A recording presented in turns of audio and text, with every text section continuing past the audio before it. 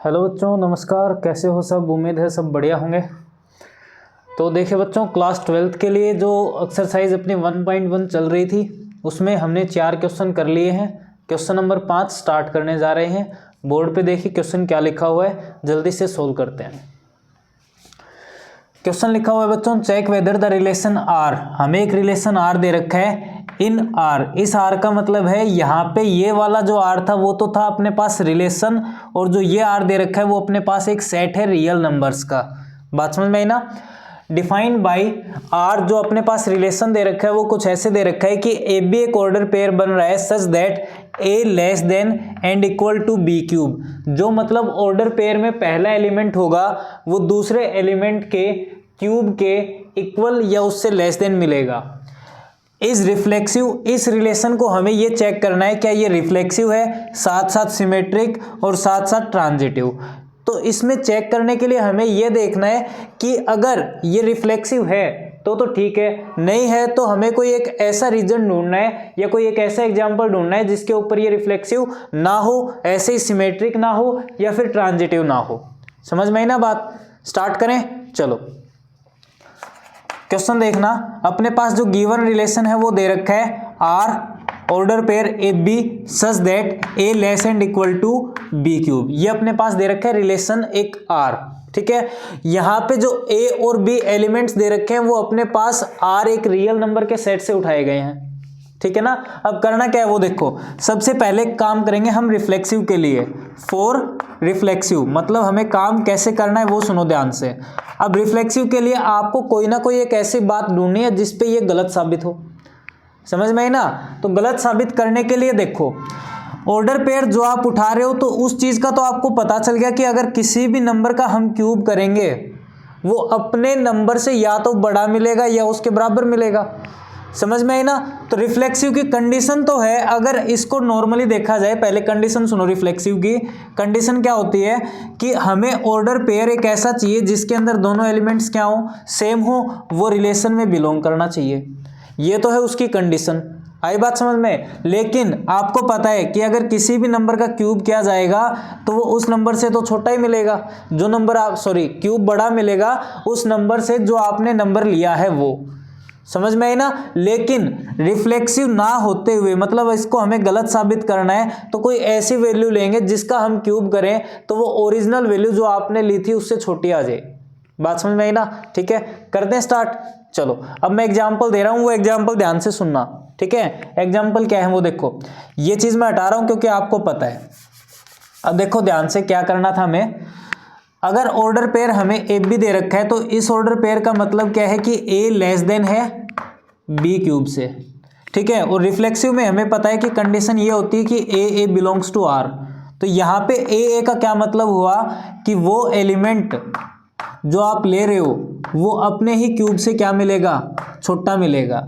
अगर ऐसा कोई एग्जाम्पल है तो सही है, नहीं तो गलत है, ठीक है। चलो करें। अब देखो इसमें करना क्या है, इसको गलत साबित करने के लिए हमें कोई एक बात माननी पड़ेगी, कोई एलिमेंट लेना पड़ेगा। जैसे मैंने मान लिया let A equal to 1/2 belongs to set R. देखो यहाँ पे जो मैंने आर लिखा है वो सेट है आर, ना कि रिलेशन आर है।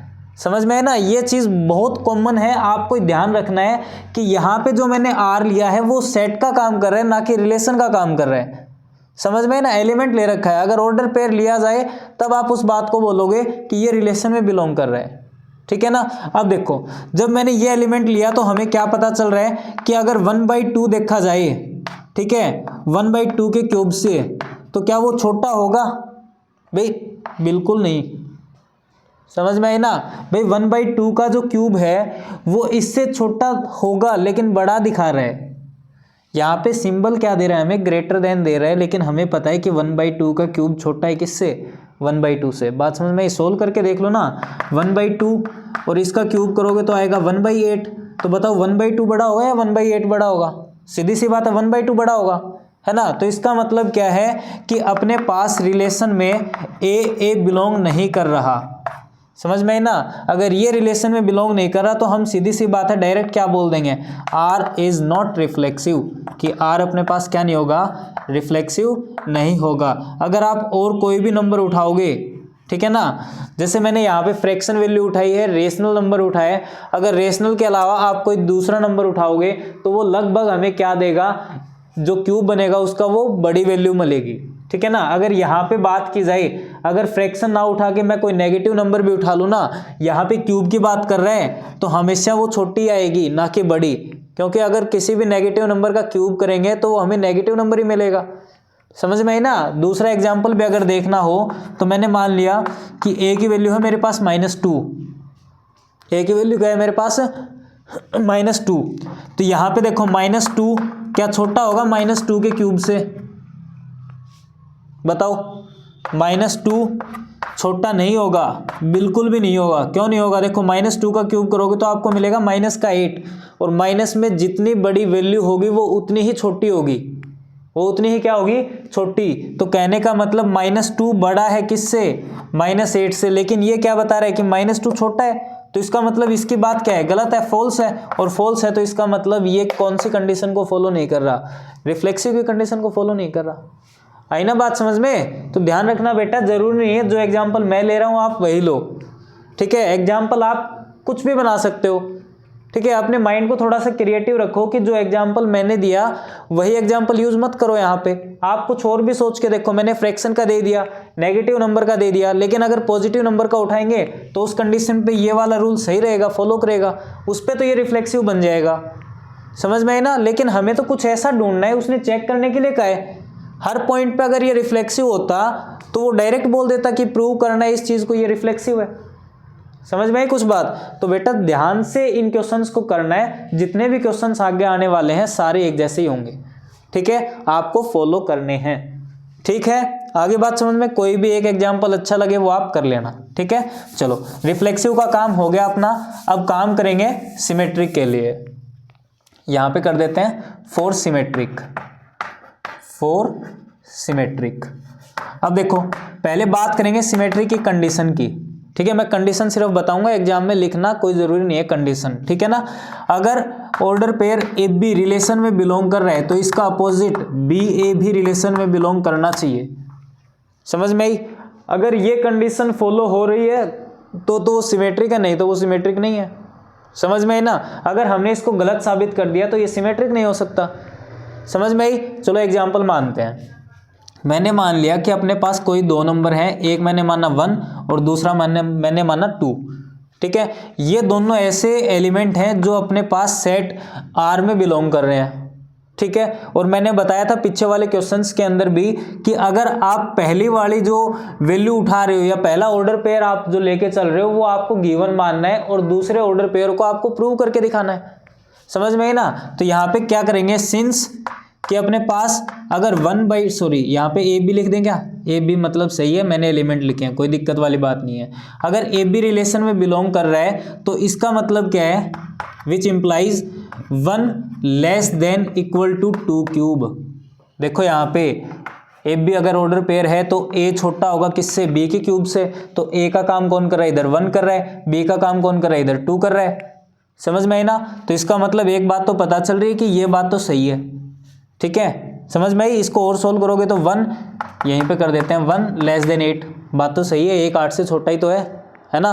चलो अब देखो, लेकिन अगर देखा जाए कि इसका अपोजिट रिलेशन सही हो सकता है, मतलब क्या 2 छोटा हो सकता है 1 के क्यूब से, है ना। इसको सही लिख देते हैं, क्या 2 छोटा हो सकता है क्या 1 के क्यूब से, बताओ। सही तरीके से देखा जाए तो 2 लेस देन इक्वल टू 1, बात तो गलत है, 2 छोटा थोड़ी है, 2 बड़ा है, ठीक है ना। तो इसका मतलब जो ऑर्डर पेयर अपने पास 1 2 था वो 2 1 के लिए तो बात ही नहीं कर रहा, 2 1 के लिए तो कुछ बात ही नहीं कर रहा। अगर ये 2 1 के लिए बात नहीं कर रहा तो इसका मतलब ये किस में बिलोंग नहीं कर रहा, रिलेशन में बिलोंग नहीं कर रहा। और रिलेशन में बिलोंग नहीं करेगा तो हम क्या लिख देंगे, R इज नॉट सिमेट्रिक। हमें बस ये चेक करना है क्या ये सिमेट्रिक है, रिफ्लेक्सिव है, ट्रांजिटिव है, ठीक है। हमें तो कोई एक ऐसा पॉइंट ढूंढना है जिसके ऊपर ये मना कर दे, भाई जो आप रिफ्लेक्सिव बता रहे हो उसका कारण गलत है और जो आप सिमेट्रिक बता रहे हो उसका कारण भी गलत है। मतलब हर पॉइंट पे ये सही थोड़ी होंगे, नहीं होंगे ना। समझ में आ गई बात। चलो सिमेट्रिक कर लिया, रिफ्लेक्सिव कर लिया, अब ट्रांजिटिव की बात और करते हैं, ठीक है। इरेज कर दूं, स्क्रीनशॉट ले लीजिए या फिर नोट कर लीजिए, ठीक है। चलो मैं इरेज कर रहा हूं। अब बात करेंगे ट्रांजिटिव के लिए, ठीक है।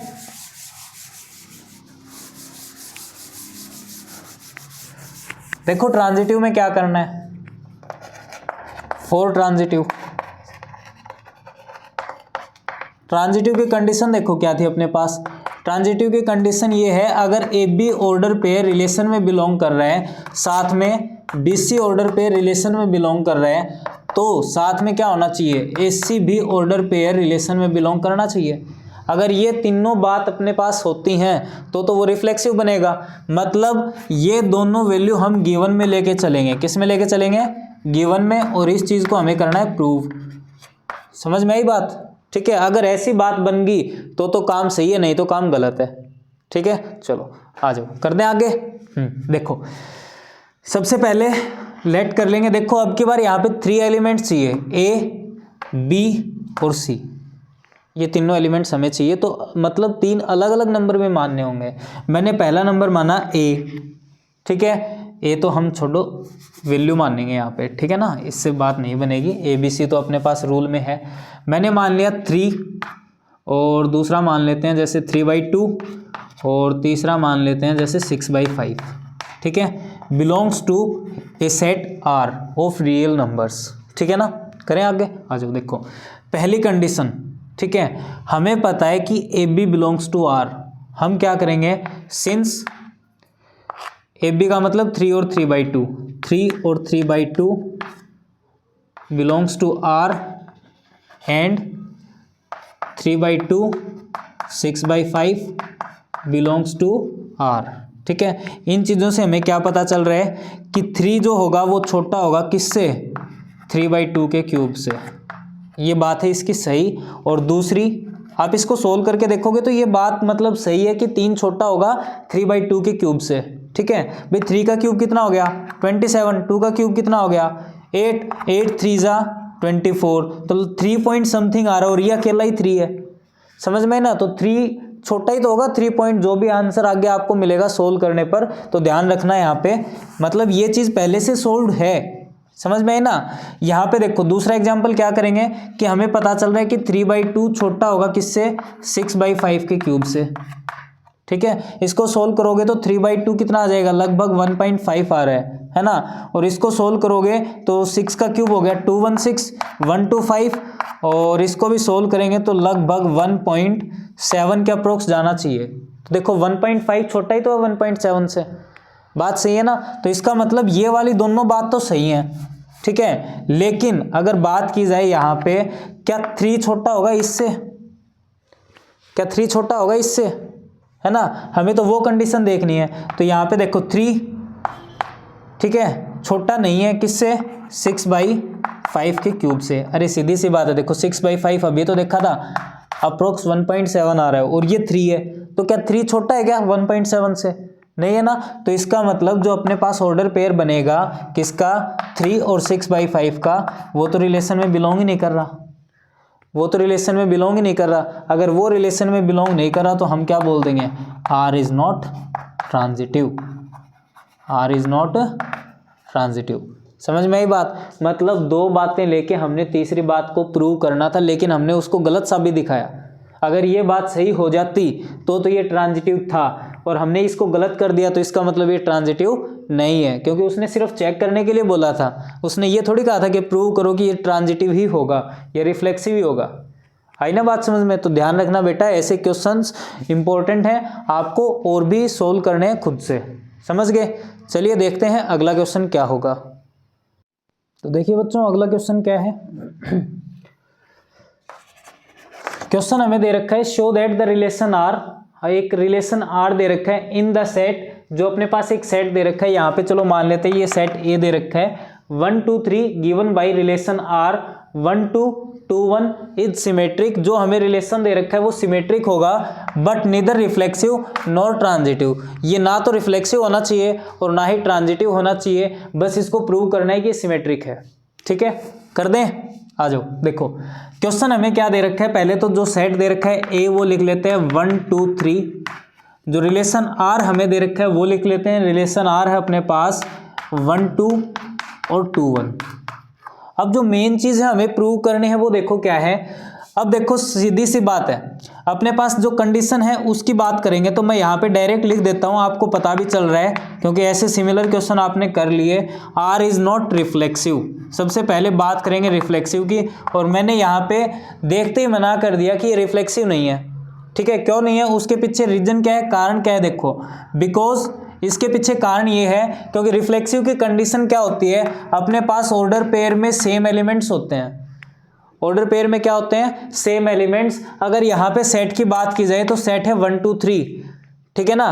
तो रिफ्लेक्सिव के लिए ऑर्डर पेयर भी अपने पास क्या होने चाहिए, 1 1 2 2 और साथ में 3 3। लेकिन इनके अंदर तो ऐसा कोई भी एलिमेंट नहीं है, नहीं है ना भाई। गिवन रिलेशन के अंदर क्या ऐसा कोई एलिमेंट है 1 1 2 2 या 3 3, नहीं है ना। अगर देखो सेट के हिसाब से चलो 1 1 और 2 2 आ जाते हैं, लेकिन 3 3 नहीं होता तो भी हम इसको रिफ्लेक्सिव नहीं बोलते। समझ में आई, क्योंकि जितने सेट्स के एलिमेंट हैं सारे, वो सारे के सारे सेम ऑर्डर पेयर के साथ होने चाहिए, मतलब उस ऑर्डर पेयर में सेम एलिमेंट होने चाहिए। ठीक है ना, यहाँ पे सेम नहीं है, तो यहाँ पे हम लिख सकते हैं कि 1 1 does not belongs to relation R, does not belongs to relation R. तो इसके लिए तो ये रिफ्लेक्सिव नहीं है। ठीक है, सिमेट्रिक की बात करते हैं। अब देखो रिलेशन ही हमें इतना दे रखा है, हम इसको बोल सकते हैं कि आर इज सिमेट्रिक। क्यों बोल सकते हैं वो और सुनो। देखो सिमेट्रिक की कंडीशन क्या होती है, सिमेट्रिक की कंडीशन ये होती है कि अपने पास अगर ऑर्डर पेयर ए बी, यहाँ पे लिख दूं क्या, समझ ही जाओगे। ऑर्डर पेयर ए बी अगर रिलेशन में बिलोंग कर रहा है तो दूसरा उसका अपोजिट बी ए भी रिलेशन में बिलोंग करना चाहिए।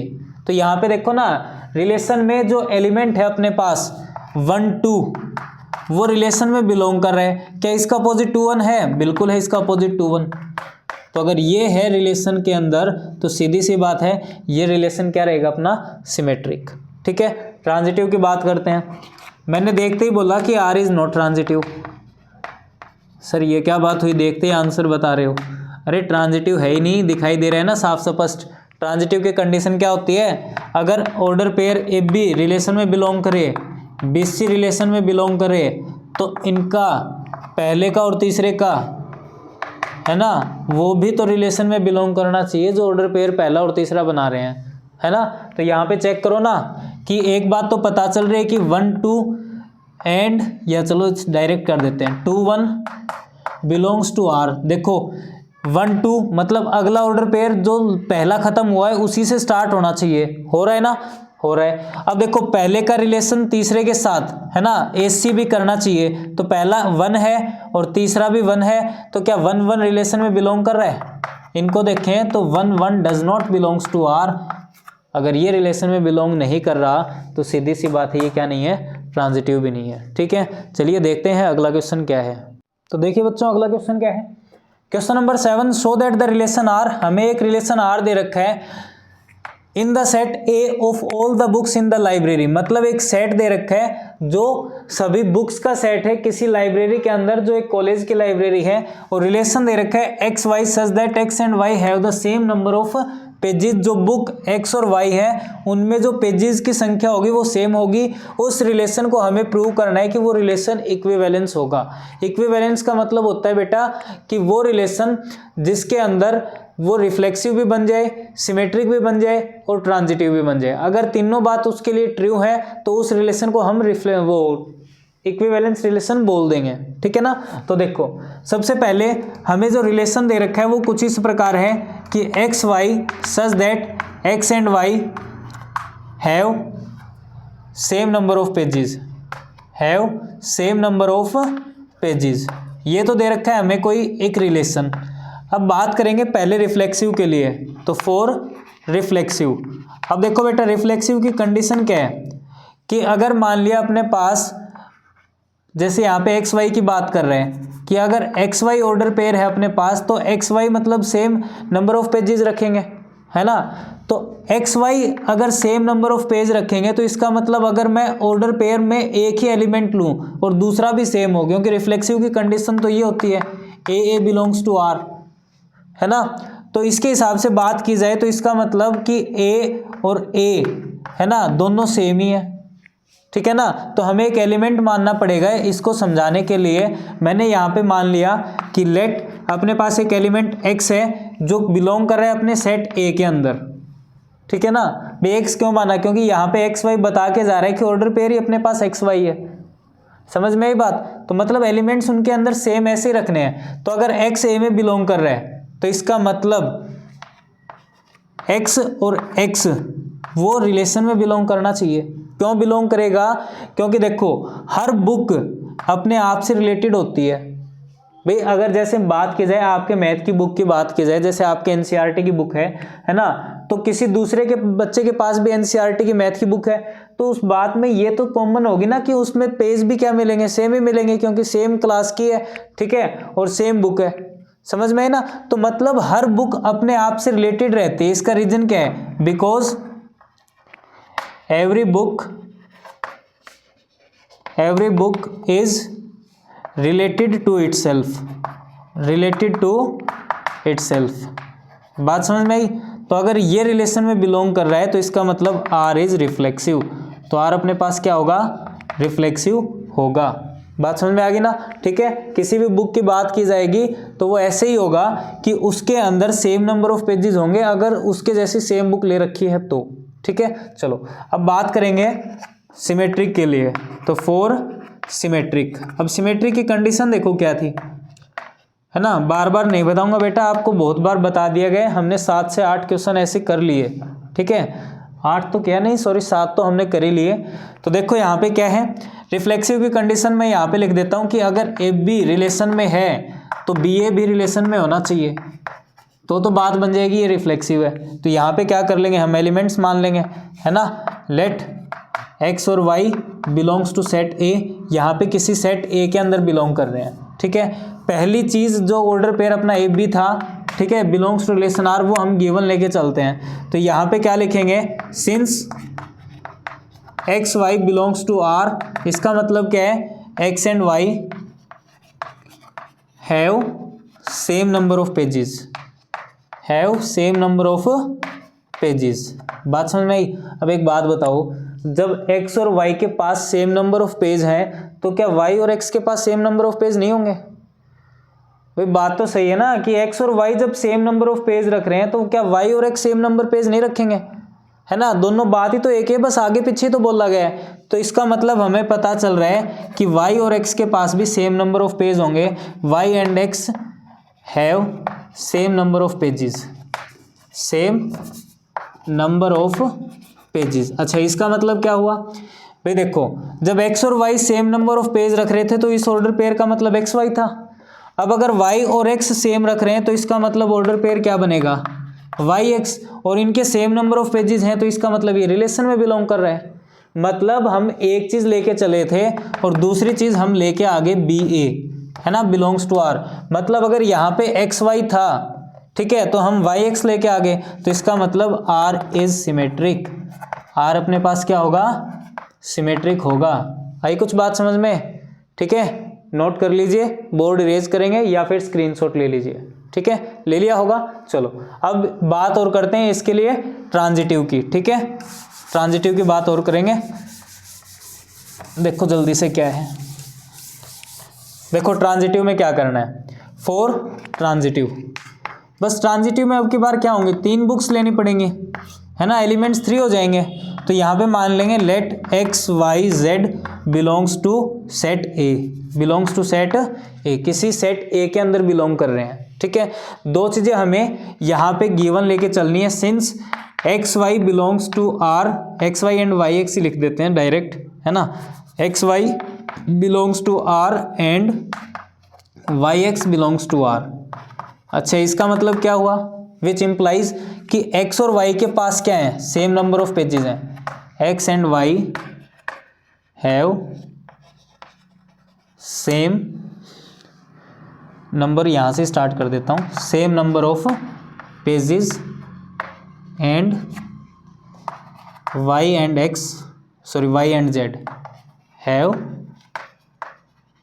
Same number of pages.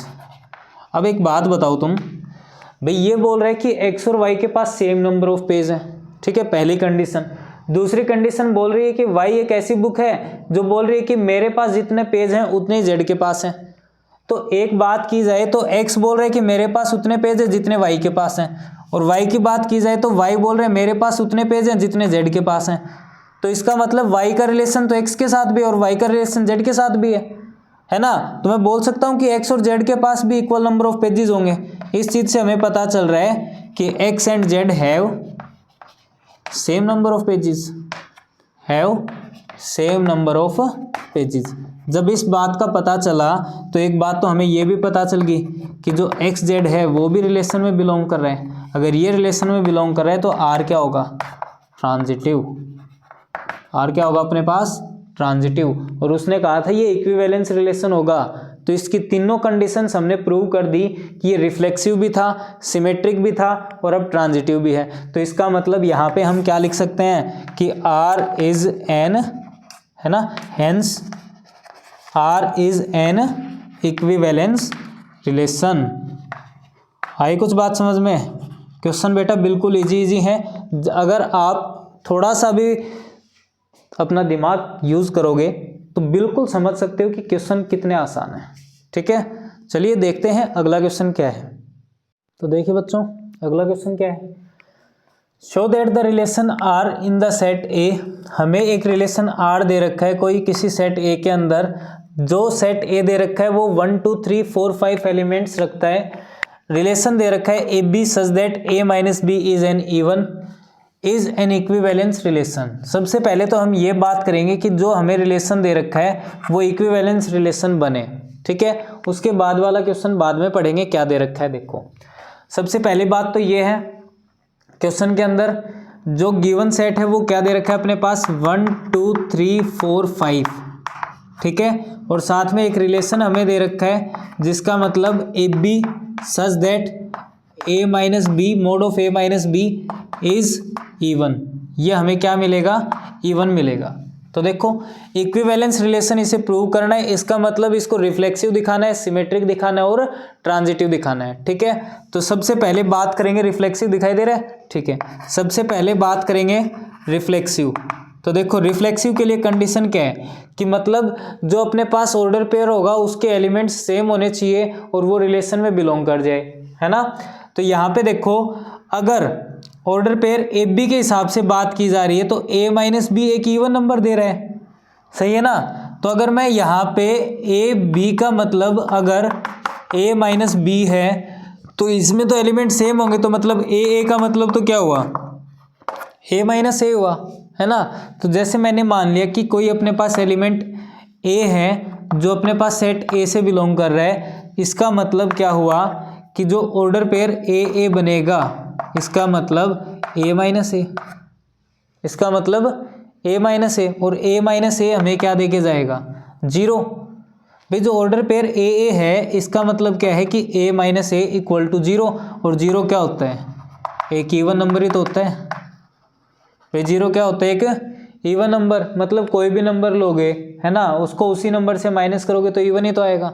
मतलब ये हर कंडीशंस पे क्या रहेगा, सेम रहेगा। तो इसका मतलब जो अपने पास ऑर्डर पेयर ए है वो बिलोंग कर रहा है रिलेशन के अंदर, तो R is reflexive, R is reflexive. बात समझ में आई? ठीक है बेटा, साथ साथ नोट करते रहना या स्क्रीनशॉट लेते रहना। ठीक है, जगह कम है तो इसका सिमेट्रिक का पार्ट इसको इरेज करके करना पड़ेगा। ठीक है ना, कर दें। चलो देखो अब सिमेट्रिक के लिए क्या था वो और सुनो। फॉर सिमेट्रिक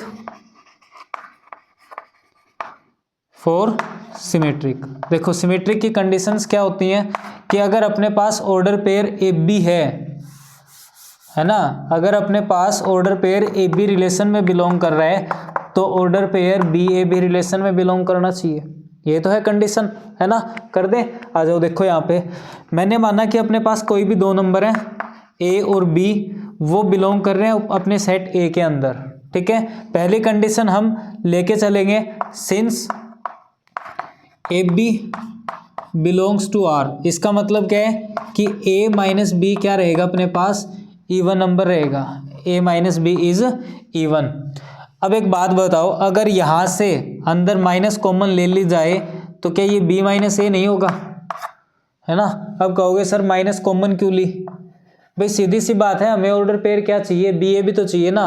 तो बी ए का मतलब क्या है कि बी माइनस ए होना चाहिए। भाई ए बी का मतलब अगर ए माइनस बी ए है तो बी ए का मतलब क्या होना चाहिए, बी माइनस ए होना चाहिए।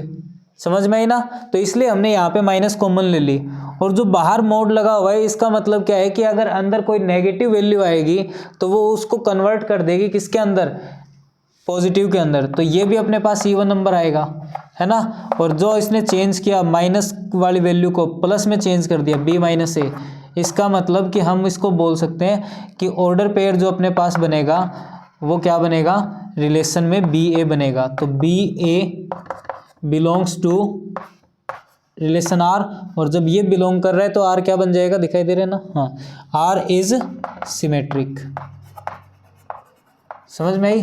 तो आर को हम क्या बोल सकते हैं, सिमेट्रिक बोल सकते हैं। समझ गए। चलो अब रिफ्लेक्सिव की बात होगी, सिमेट्रिक की बात होगी, अब ट्रांजिटिव की ओर करते हैं। ठीक है, ये सेट और ये मैं एक बार इरेज कर रहा हूं क्योंकि थोड़ा सा बड़ा पार्ट बनेगा ट्रांजिटिव के लिए। ठीक है, स्क्रीनशॉट ले लीजिए या फिर नोट कर लीजिए। चलिए करते हैं इरेज, है ना। क्वेश्चन में देखते रहना कि हमें सेट क्या दे रखा था और जो अपने पास रिलेशन है वो क्या दे रखा है। देखो फॉर ट्रांजिटिव, तो ट्रांजिटिव की कंडीशन देखो। पहले तो ट्रांजिटिव क्या बोल रहा है कि अगर ऑर्डर पेयर अपने पास ए बी रिलेशन में बिलोंग करेगा, बी सी रिलेशन में बिलोंग करेगा, तो ए और सी भी रिलेशन में बिलोंग करने चाहिए। ये तो होती है इसकी कंडीशन। समझ में है ना। यहाँ पे ये आर है बेटा, ठीक है, ये रिलेशन आर है, इसमें बिलोंग करनी चाहिए। तो देखो सबसे पहले दो चीज हम गिवन लेके चलेंगे, थर्ड चीज को हम प्रूव करेंगे। ठीक है, आ जाओ। पहली चीज देखो यहाँ पे, सिंस अगर बात की जाए, चलो पहले लेट तो कर लें, एलिमेंट ही नहीं माने। Let A B C belongs to set A, कि अपने पास तीन एलिमेंट ए बी सी हैं जो कौन से सेट में बिलोंग कर रहे हैं, ए सेट में बिलोंग कर रहे हैं। तो मैंने यहाँ पे लिखा सिंस पहली कंडीशन कि ए बी जो है वो रिलेशन आर में है और जो बी सी है वो भी रिलेशन अपने पास आर में है। ठीक है, तो ये दोनों मिलके हमें क्या बात बता रहे हैं, ये दोनों मिलके बात बता रहे हैं कि अगर ए बी की बात की जाए तो A minus B is even, और बी सी की बात की जाए तो B minus C is even. समझ में आई। अब देखो यहाँ पे कुछ बच्चे क्या करते हैं कि सीधी इन दोनों वैल्यू को आप प्लस करने की सोचेंगे। भाई यहाँ पे b माइनस का है, यहाँ पे b प्लस का है, दोनों को प्लस कर देंगे। देखो करेंगे कैसे, जैसे a माइनस बी लिखा प्लस b माइनस सी लिखा, अब दोनों का मोड हटा देंगे तो a minus B plus b minus C, बाद में मोड लगा देंगे। बेटा मोड के अंदर ऐसी कोई प्रॉपर्टी नहीं है कि आप दो अलग अलग मोड वाली वैल्यू को प्लस कर दो मोड हटा के। ठीक है ना, तो ये चीज़ गलत रहेगी। समझ में आई। डायरेक्ट इनको हम प्लस नहीं कर सकते। ठीक है, तो यहाँ पे हमें कुछ चीज़ लेट करनी पड़ेगी कि ये इवन नंबर तो है, चलो मान लिया इवन नंबर है। समझ में है ना, तो इनको लेट तो करेंगे। ठीक है, इनको बताएंगे कि ये अपने पास वैल्यू क्या है। समझ में आई, कोई दिक्कत है यहाँ तक। चलो अब देखो यहाँ पे मैं लेट करूँगा कि अगर ये इवन नंबर है तो सीधी सी बात है ये दो का मल्टीपल तो ज़रूर होगा। इवन नंबर है तो दो का मल्टीपल होगा।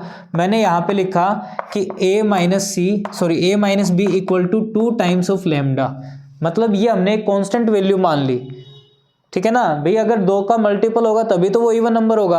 अब ये यहाँ पे जो कांस्टेंट वैल्यू वो कुछ भी हो सकती है। ठीक है, और ऐसे ही हमने क्या किया, लेट कर लिया कि जो b माइनस सी होगा वो 2 म्यू के बराबर होगा या 2w, जो भी आपको लिखना है। ठीक है ना, कुछ भी मान सकते हो अपनी मर्जी से। मैंने 2 म्यू मान लिया। जब मोड हटाएंगे तो दोनों साइड क्या लगेगा, दोनों साइड मतलब जब एक साइड से मोड हटाते हैं तो दूसरी साइड प्लस माइनस लगता है। समझ में आई। और इसी प्रकार यहाँ पे रहेगा कि b minus C equal to plus minus 2 mu. अब दोनों को प्लस कर दो, दोनों की लेफ्ट साइड प्लस कर दो, दोनों की राइट साइड प्लस कर दो, है ना। तो मैं यहाँ पे लिख देता हूँ कि a minus B plus b minus C, और इधर रहेगा प्लस माइनस 2 लैम्डा और प्लस माइनस 2 म्यू। समझ में आई बात। ठीक है, चलो देखो जब इन दोनों को प्लस किया तो b से तो b कैंसिल हो गया, तो इसका मतलब अपने पास सिर्फ कौन सी वैल्यू बची, यहाँ पे वैल्यू बची अपने पास a माइनस सी। कौन सी वैल्यू है, a माइनस सी। और इस साइड देखो क्या बचा, equal to plus minus 2 lambda plus minus 2 mu, A minus C का ए माइनस सी रहेगा। अगर इधर से मैं प्लस माइनस 2 कॉमन ले लूँ तो यहाँ पे मैं ये नहीं बोल सकता कि लैम्डा प्लस म्यू बचेगा। बात सही है ना भाई, मैंने प्लस माइनस ही तो कॉमन लिया है, ठीक है। तो यहाँ से लैम्डा बच गया और यहाँ से म्यू बच गया, 2 भी कॉमन ले रखा है, ठीक है। अब देखो प्लस माइनस को जब हम वापस दूसरी साइड भेजेंगे तो वो क्या बना लेगा, मोड बना लेगा। और इक्वल टू में क्या बच गया, देखो प्लस माइनस इधर भेजा तब तो ये मोड बनाया, तो इक्वल टू में बच गया 2 लैम्डा प्लस म्यू। और इसका मतलब क्या है कि जब 2 मल्टीपल में है तो इसका मतलब कि a माइनस सी क्या रहेगा अपने पास, इवन नंबर, ठीक है। और a माइनस सी का मतलब अगर रिलेशन के हिसाब से बात की जाए तो वो क्या बनेगा, ऑर्डर पेयर एस सी, है ना। यहाँ पे विच इम्प्लाइज लगाते रहना बेटा। तो S C belongs to R, अगर ये रिलेशन में बिलोंग कर रहा है तो इसका मतलब आर क्या होगा अपने पास, आर इज ट्रांजिटिव। समझ में आई। अब देखो बेटा यहाँ पे हमने तीनों बातें प्रूव की हैं कि इसको हमने सिमेट्रिक भी बता दिया, रिफ्लेक्सिव भी बता दिया, ट्रांजिटिव भी प्रूव कर दिया अभी। तो इसका मतलब ये अगर ये तीनों चीज़ें ट्रू हैं तो इसका मतलब क्या है कि जो अपने पास रिलेशन आर होगा वो क्या होगा, equivalence. So R is equivalence relation. समझ में आई कुछ बात या नहीं आई, है ना। स्क्रीनशॉट ले लीजिए और मैं इसको इरेज कर देता हूँ और फिर इसका जो सेकंड पार्ट है वो पढ़ते।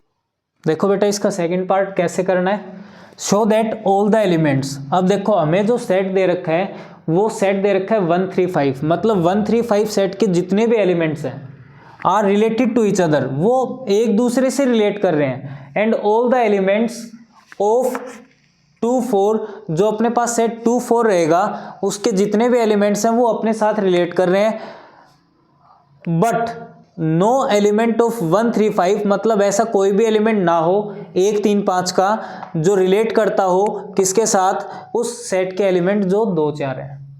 समझ में आई ना। चलो बात सुनो, सबसे पहले तो हम बात करेंगे उस सेट की 135 की, ठीक है। तो यहाँ पे मैं एक बात लिख रहा हूँ बेटा, ध्यान से सुनना। जो अपने पास सेट 135 है इनके बीच का अगर आप डिफरेंस देखोगे, ठीक है, जैसे 1 से 3 के बीच का डिफरेंस कितना आ रहा है, 2 आ रहा है। 3 से 5 के बीच का डिफरेंस कितना आ रहा है, 2 आ रहा है। 1 से 5 के बीच का डिफरेंस कितना आ रहा है, 4 आ रहा है, ठीक है। तो यहाँ पे ये 2 भी इवन नंबर, ये भी इवन नंबर, और जो 4 आया वो भी इवन नंबर, है ना। मतलब जो अपने पास ओड नेचुरल नंबर है उनका डिफरेंस क्या आ रहा है, इवन नंबर आ रहा है। बात समझ में आई। अगर बात करें 2 और 4 की तो देखो 2 और 4 क्या है, इनके बीच का अगर आप डिफरेंस देखोगे तो कितना आ रहे हैं, 2, और 2 और 4 है इवन नंबर, मतलब इवन नेचुरल नंबर का डिफरेंस भी क्या आ रहा है, इवन आ रहा है, ठीक है। लेकिन इन दोनों के बीच की अगर बात की जाए तो यहाँ पे 1 देखो 2 देखो, तो 1 और 2 के बीच का डिफरेंस कितना है, 1। अगर 4 देखें तो 1 और 4 के बीच का डिफरेंस कितना आ रहा है, 3 आ रहा है। समझ में आई ना बात। ऐसे ही 3 2 का देखें, 3 4 का देखें, 5 2 का देखें, 5 4 का देखें, ये हमें डिफरेंस में ओड नंबर देके जा रहे हैं। भाई बात तो हमारी इवन नंबर की चलती आ रही थी अभी तक, है ना। तो यहाँ पे ये अपने आप से तो रिलेट कर रहे हैं, लेकिन जो सेट 135 है, ठीक है, और जो सेट 2 4 है वो आपस में रिलेट नहीं कर रहे, खुद से रिलेट जरूर कर रहे हैं, लेकिन इन दोनों का एक दूसरे के साथ कोई रिलेशन नहीं है, ठीक है। तो बस इसमें कुछ लैंग्वेज ही लिखनी है। वो लैंग्वेज देखो क्या लिखोगे आप, यहाँ पे क्या लिखेंगे, एलिमेंट्स, या डायरेक्ट भी लिख सकते हैं, है ना। यहाँ पे क्या लिखें, जैसे लैंग्वेज बनानी हो तो डिफरेंस ऑफ, है ना, difference of odd natural numbers in set show that all the elements of in set या in difference of odd natural numbers of all elements of 135 is even, ठीक है, एक बात पता चली हमें। दूसरी बात क्या पता चल रही है कि जो डिफरेंस हमें मिलेगा, difference of even natural numbers of all elements of 2 4। अब देखो यहाँ पे जो अपने पास दूसरा सेट दे रखा है उसके एलिमेंट्स इवन नंबर में तो है, और इवन नंबर की बात करें तो वो भी हमें क्या दे रखा है, उनका डिफरेंस इवन मिल रहा है। बट एक बात हमें पता चली, but the difference of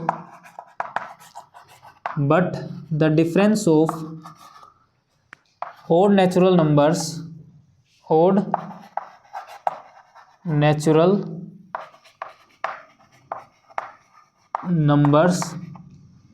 but the difference of odd natural numbers to the even